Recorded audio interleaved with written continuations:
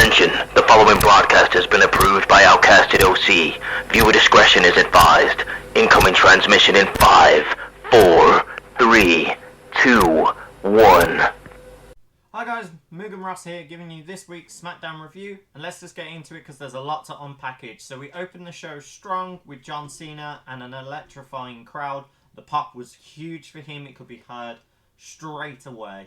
And he's come out and saying thank you for everyone letting me come home, doing what I love most. I've got to do a bit of everything with wrestling and get to have all these opportunities, but I want to do what I originally came home to do. And tonight is exciting because of that. I want to wrestle. I want to compete. And I'm angry. I'm angry at the Bloodline. This is because he was jumped last week by them and the tension is still building from that. And we have both AJ Styles and John Cena now having reasons to hate the Bloodline. So, with this, John Cena says, oh, but I think I found a tag partner. A phenomenal one. This due to AJ Styles running out and saving Cena out of respect, which I thought was really interesting. They had a rivalry in history between 2016 and 2017, which was mentioned by commentary, which I thought was awesome. They are still keeping true to the history and knowing the past between people as well. They call out the Bloodline, say we want to fight right now. Bloodline come out, Jimmy and Solo doing their thing. Solo not talking at all, looking very different how Jimmy is. Jimmy's walking with a step in, like very much like an aggression and like, oh no, I'm the big guy, I know what I'm doing, I don't care anymore. And has that kind of more like rebel attitude coming back into him now, trying to run and lead things. And you can see that he's being more unhinged with his decision making. They go to look like they're about to fight, and Solo doesn't break eye contact with John Cena the whole time. He's just staring down Cena. And Jimmy's like trying to get in Solo's ear, like, yo, let's do this, let's do that. And then he taps him like, nah, let's forget it, let's not fight, we don't want to fight right now. And they walk out. So it was interesting that they've done this kind of build up, see where the storyline goes, but we see where it lands later on in the show. We then get kind of a cool presentation of Io Sky versus Asuka, talking about the history, how Asuka has had one of the longest reigns, how Io built herself to get one of the opportunities and cashed it in perfectly, and now it's a rivalry for the first time to be seen on a WWE screen. And we have a lot to talk about when that match occurs. But for now, we go into LWO, Santos and Rey versus Zelina, with Zelina ringside versus Street Profits. I was fine with this match. This match was pretty strong. We had a lot of back and forth, some really cool moments. Angelo Dawkins really getting to shine in this match, not only athletically but a powerhouse, and he knew the right times to tag Montez in for those combinations. Same with Santos and Rey. They really picked apart with each other of what moves to go where, and there were some really unique spots with them. Like Rey and Santos had like an assisted, like Rey popped him up to do a Hurricane Rana on Angelo. There was a really cool drop kick moment that happened from the pair of them. Montez back and forth like combinations against Santos as well. He got his momentum back with this very interesting drop kick into like a second rope frog splash. Like he bounced his back off to then land it dead straight. Thought was awesome. We then get the most interesting part of the night where Bobby Lashley decides to get himself involved when Rey Mysterio is on the outside, picks him up, slams him on the side of the apron and rolls him in. Tells Angelo to finish it, pin him now while the ref was distracted. Angelo hesitates, which then gives Rey Mysterio the chance to reverse this for a 3 count. It was very interesting because Angelo looked like he had this match done. He had everything he needed. He was the strong powerhouse and the athletics. He actually looked the stronger man between Angelo and Montez in this match, which is great to finally see because I want more of that opportunity and those things to happen because we don't really get that side of Angelo at the moment. To then have Angelo be the one that got the pin and Bobby Lashley being angry. We had a backstage segment of them being like, look, if you can't get the job done, go back to catering. I want everything I want done with you. If you can't get the job done, I will find people who can. I thought was very harsh, but was very much needed in this kind of moment to give that tough love, push the Street Profits to kind of get more of the childlike nature out of them and be more cutthroat and be more savage with their moves. Big shout out to Angelo Dawkins as well for the really cool little One Piece crest on the top of his jacket. I noticed that straight away, and it's really cool how he has that.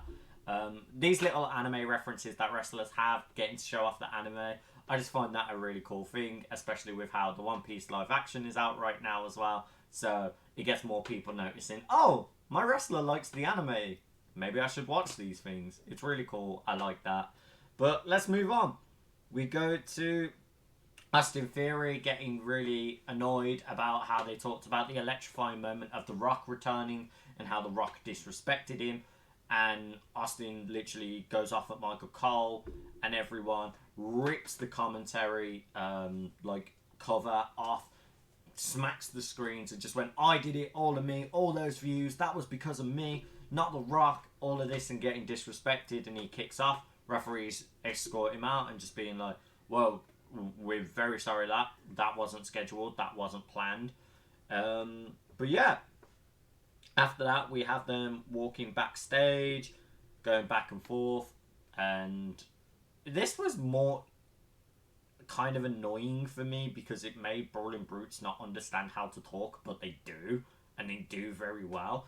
They took the mick out of Austin Theory while Adam Pearce was there and carried on with this whole discussion. And I thought what was really awesome about it was the whole fact that they went, well, we know how to fight, so let's fight. Grayson Waller joins in, so we now have a set-up match of A-Town Down Under is what they're now coining their name, so I'm going to refer to that name until otherwise, or if the name is changed, versus the Brawling Brutes set up for later.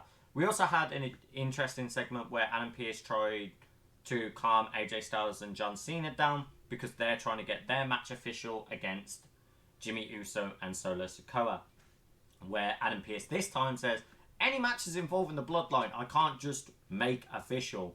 It goes through Paul Heyman. There is an order behind it. I have to speak to Paul Heyman. And AJ Styles and Cena are like, when did this become democracy? You're the leader. You can just make things happen. You should just book this match. So it's interesting where this situation now is going and what can come forward from it. As said, we get the package video again, more of Asuka and Io's details of their history and their long tenure between the two of them, and how Io has quickly had the rise to fame since she has done the cash-in, and how Asuka has been one of the longest reigning champions with an undefeated streak when she was in NXT, and has had multiple accolades. And this time, it's outside of Japan where their rivalry is. It's finally in across the world for anyone else to watch, and I think this is awesome. I knew a little bit about their Stardom history in the past because I used to watch a lot of older Japanese content and the Stardom matches, so seeing this on Smackdown was really cool. I'm a little upset it wasn't the main event because it sure as heck has been built to be a main event, and a contract signing as a main event is very, very poor when you've got that on the card. But we will get into Asuka and Io's match very shortly, because we then have to discuss that Paul Heyman and Adam Pearce do talk backstage. We don't get any of what was said on the mic, so it just looked really broken and confusing. They had a back and forth, till we quickly find out later it's a contract signing. They have a match confirmed, but it's not for SmackDown. Not this week, not tonight, not next week. They now have a tag team match confirmed for Fastlane. And quoting Adam Pearce here, it will be one of the main events. Why are we doing multiple main events consistently every pay-per-view? I don't understand this. The main event is meant to be one singular event that is huge. Constantly having multiple main events diminishes the word of a main event, because you can't have 3 main events. That's not how it works. So you're telling me there is now one SmackDown main event, one Raw main event, even though some of the talent cross over in some of these main event matches that you also book? It looks poorly decided. You don't word it as a main event in my eyes. Don't get me wrong, Japan have done it, AEW have done it, where they call it co-main events. If it is a co-main event and you have 2, because you see both these events on par as each other, that is fine. but labeling multiple matches main events doesn't make sense in my eyes. And let me know how you guys feel about that in the comment section for this video, because as I could say, I could go on a very long tangent about this. A lot of people on our podcast have also said the same thing and have the same viewpoint. But we're going to get back into this now.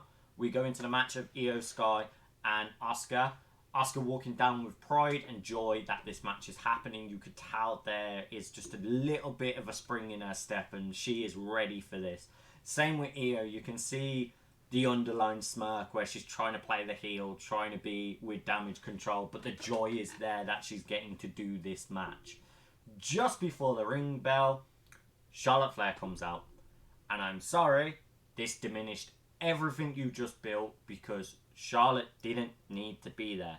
Damage Control being there makes absolute sense, because that is Io's faction. They helped to win the cash-in. That is her group. They always will back her. It's like the Bloodline. Whenever Roman's there, his lackeys will be there with him.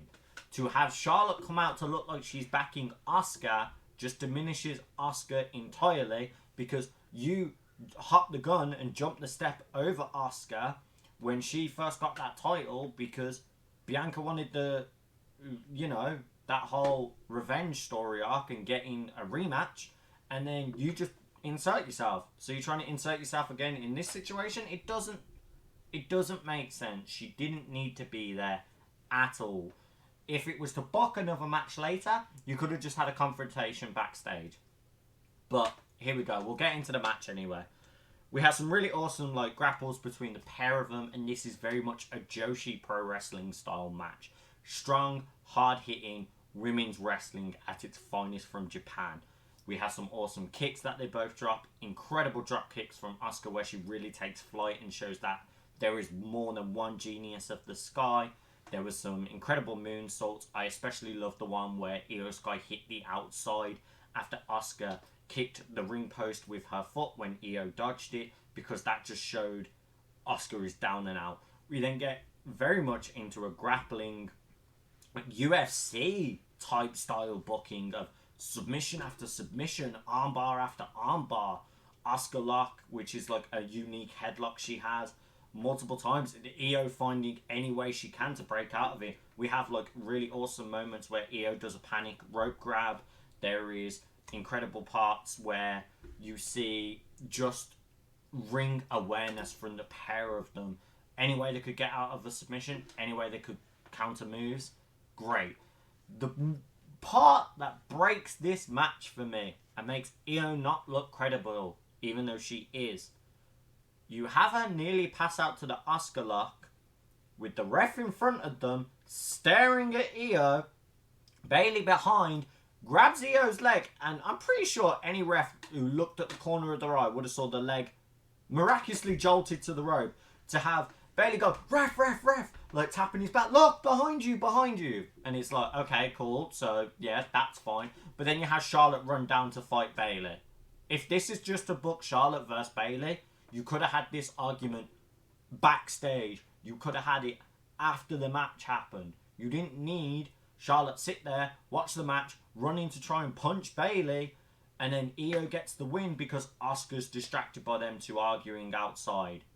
Asuka should have just lost clean to Io and made Io look strong, because the pair of them put on an absolute clinic, probably one of the best women's matches in this year at the moment for Japanese hard-hitting styles, and you decide to do that as the finish.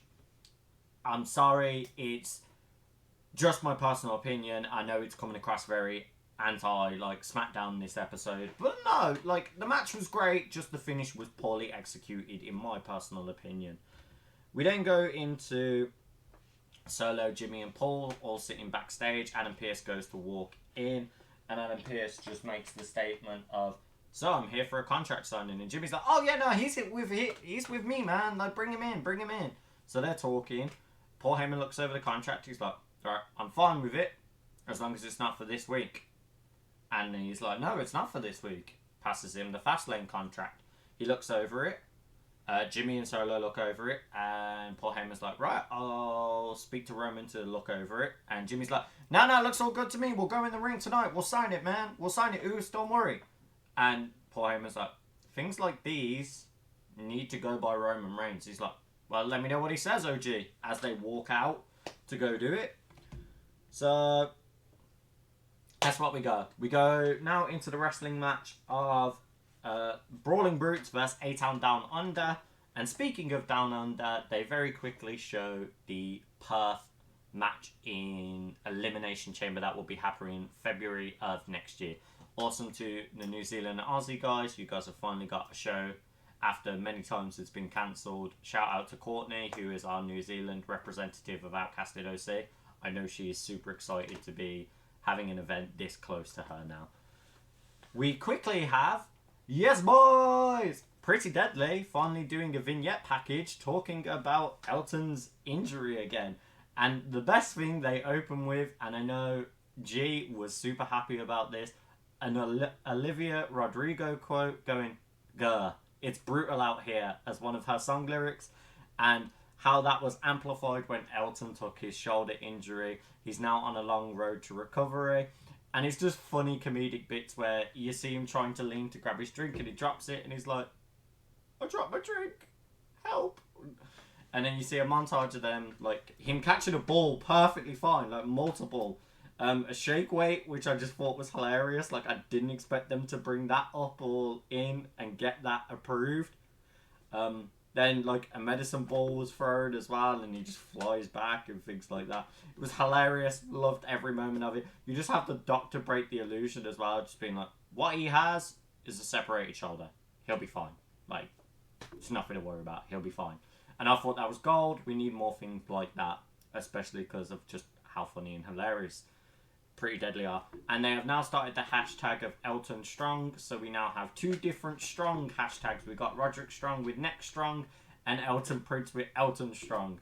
Let me know which team you are. But either way, I think this is awesome. It's great to see Pretty Deadly getting what they have. We also then get an amazing little segment that I think was probably the most magical of all, was Albafire and Isla Dawn talking about the women's tag belts and how every person who touches it seems to be cursed. Who would ever cast something like that? And it shows both of them. So they're playing into how fans have been calling the tag team division in the women's division cursed because of every single injury and problem it's had or fallouts it's had. I love this. If they're making this a true story and a gimmick, they can make this long term. They can curse people on losing streaks, everything, get it, people's heads and their injuries. I want to see where this goes.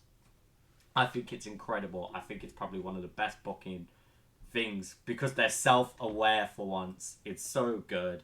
Then we finally get to this match. Yes, we had like two free video packages all smacked into one before this match even happened. I was like, are they just standing there for ages watching the screen and being bored? We have them come down with Austin Theory and Grayson Waller. Instant boos, but they don't really care. They've just got their attitude and going into it. We have Austin and Butch start the match. Butch goes in strong, chopping away. And what's really interesting is commentary instantly speak about Butch doing double duty, which I was very happy about because Butch has been on NXT doing a lot of this NXT Heritage Cup. Had an amazing match against Tyler Bate, British strong style coming back in full force there, and I loved watching every moment of it. And we now have Butch versus Joe Kofi next week, which once again, it's going to be difficult for me because I love my Gallus boys and I love my Butch. So either way, I'm here for this match. It's going to be awesome to see where they go. Really cool spots, back and forth. Not too many crazy moments. Some highlights in this match. We're getting to do the 20 beats of the bow run, where Butch held Waller on the outside like barricade area when he was behind and hit him. Ridge quickly ran, got Austin around when he was distracted in the ropes and did it as well. We then had a really awesome part where Austin and Grayson Waller started doing combos. They had a lot more synergy and the cockiness was coming out, but they were showing how it worked. awesome spot of Ridge rugby tackling Grayson Waller straight out of the air when Grayson tried to hit his rolling stunner that he does. Then we get a Boston Crab by Ridge as well to, in that moment, Waller sees an opportunity to re-hit the rolling stunner, which he does. Austin breaks out of the crab due to this and gets to hit the A-Town down for a 3 count. I was not very happy with the ending to this match. I understand they want to be winners, undefeated streak, everything like that, but they needed to do something more.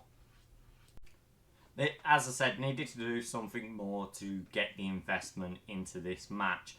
It just kind of fell flat as the ending. I thought it was a cool way of doing it, don't get me wrong, but you made Brawling Brutes look very weak without Sheamus being around.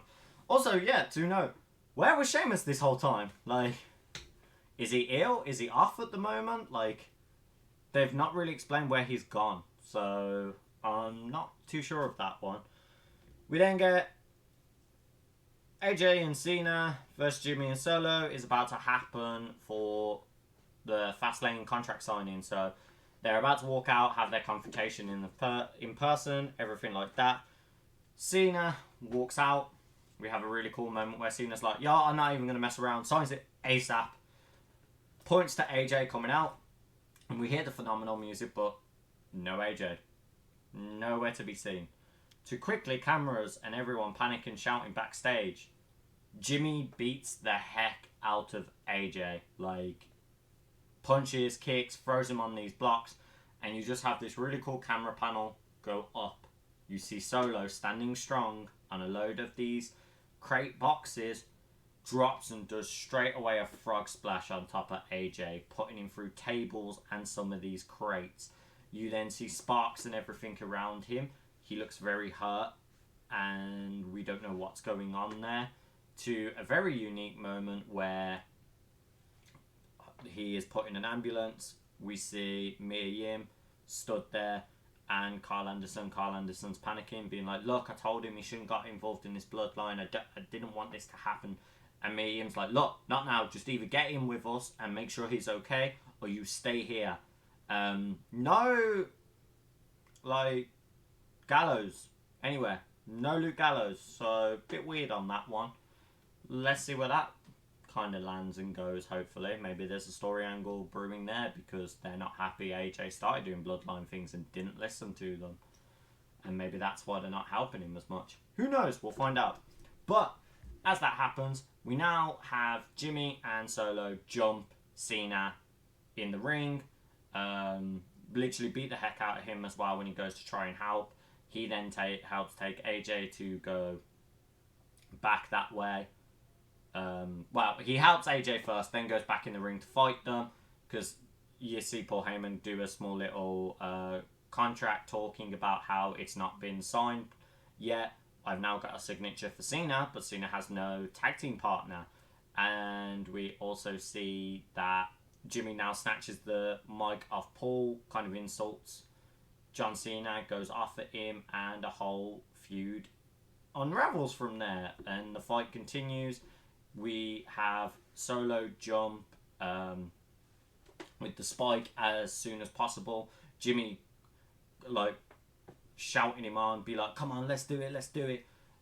Hitting him again, super kicks happen, Uso splash happens, puts the contract on top of him, wants both Solo and Jimmy sign it. Jimmy hits another splash with the contract on top, and we end SmackDown with the two of them looking like they're on the same page to defeat Cena. All in all, interesting SmackDown. Some not so great booking decisions on finishes of this match and weird story parts. We were informed that LA Knight was meant to be the one to help Cena after and was going to sign the contract at the end of this SmackDown to be Cena's tag team partner, but LA Knight has COVID at the current moment, so we hope he has a speedy recovery because I would have loved to have seen him in this spot. Also, just note, these are difficult times for wrestlers who were just released as well.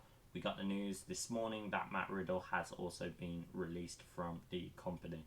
I hope all these wrestlers land on their feet because no one deserves to lose their jobs, regardless of what's gone on. But end of that. That was SmackDown this week. Let me know what you guys thought, what your favourite part was. And if you like these videos, feel free to give us a like and a subscribe. And just ring the bell notification if you want to, so you see as quick as our videos are. Stay tuned because we will have an AEW recap from myself tomorrow. And then on Tuesday we will have the Raw review. Thanks. Bye.